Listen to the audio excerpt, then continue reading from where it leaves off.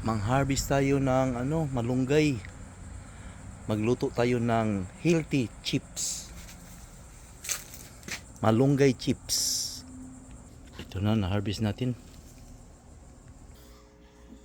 Ito na yung butter natin.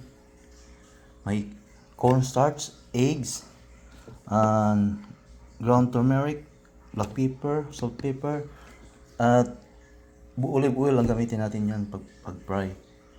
At ito na yung malunggay natin, chinyap ko. I-mix na natin dito. Ayan, na-mix na natin yung malunggay sa butter. Mag-fry na tayo. Ayan. Fry na natin, ipa-crispy natin.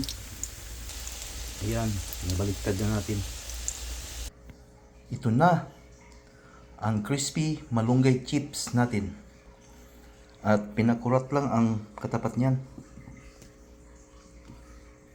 Okay, tikman natin.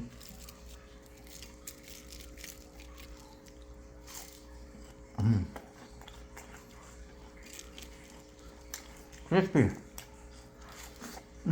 Sarap ng snack. At healthy pa.